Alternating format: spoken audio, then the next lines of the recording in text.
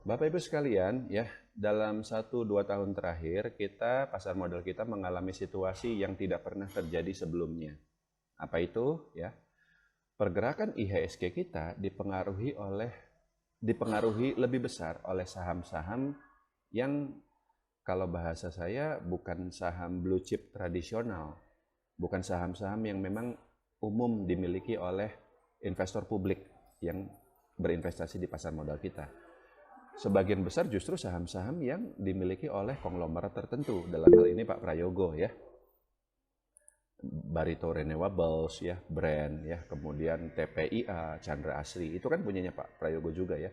Lalu ada Aman Mineral, ini bukan punyanya Pak Prayogo ya, tapi punya grup Salim sama satunya lagi Medco, Aman Mineral ini. Ini juga sama harganya naik sangat tinggi sampai eh, market cap-nya jadi sangat gede ya, mencapai entah berapa ratus triliun rupiah, dan alhasil pergerakan mereka lebih berpengaruh terhadap IHSG daripada saham-saham blue chip yang sudah sangat dikenal investor, yang sebenarnya fundamental mereka juga sangat bagus, seperti Bank BRI, Bank Mandiri, BCA sih enggak ya, BCA masih sangat berpengaruh, Astra, Telkom, dan seterusnya.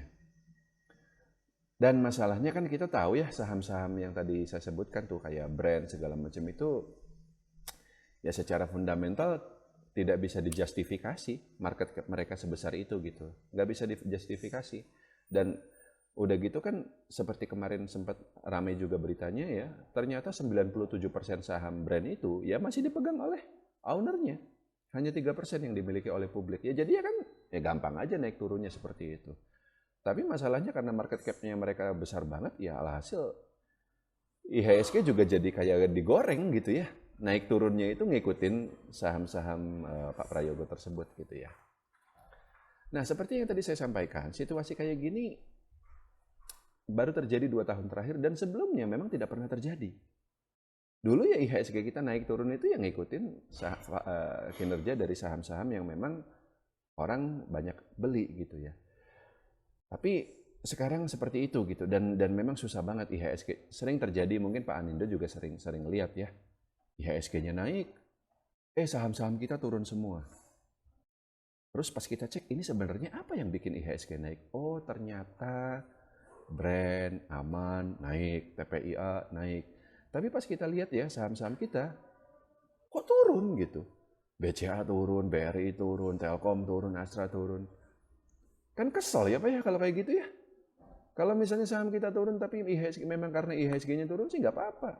Ini kok begini gitu. IHSG sekarang udah all time high. Wah, hebat. Tapi investor masih pada nyangkut semuanya. Saham pada turun semuanya. Nah, apakah IHSG bisa kembali seperti semula? Seperti dulu gitu ya. Normal lagi, nggak seperti sekarang. Kalau saya ditanya seperti itu ya jujur saya nggak tahu jawabannya gimana Pak. Karena ini kan berarti udah di luar ilmu kita ya. Ilmu kita kan fundamental, ilmu kita value investing.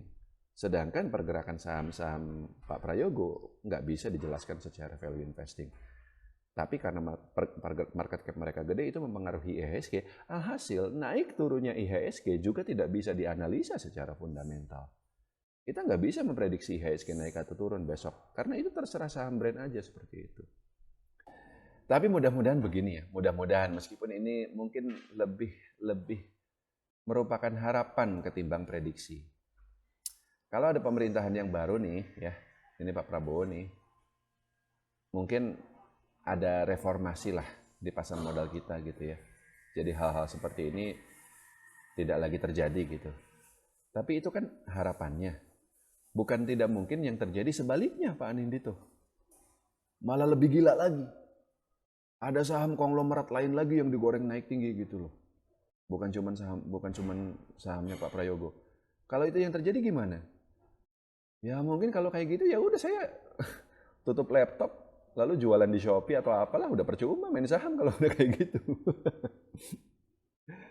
eh Warren Buffett sekalipun kalau pasar modalnya kayak gitu disuruh trading di Indonesia rugi, percaya sama saya Pak. Masa dia disuruh beli saham Brand, kan gak mungkin. Ya kan? Tapi kalau beliau belinya Astra, Telkom turun terus, padahal perusahaannya nggak ada masalah, nah itu bagaimana? gimana? Itu.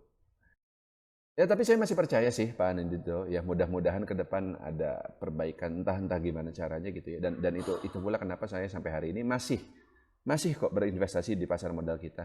Memang saya mulai diversifikasi ke Amerika Serikat tapi masih kecil banget lah, enggaknya cuman sekitar 10% dari total net worth saya ya. Jadi 90%-nya masih di saham Indonesia seperti itu. Dan so far juga kita masih profit ya untuk tahun 2024 ini. Jadi ya kita lihatlah ke depannya, mudah-mudahan bisa lebih baik lagi gitu. Cukup Pak Anindito.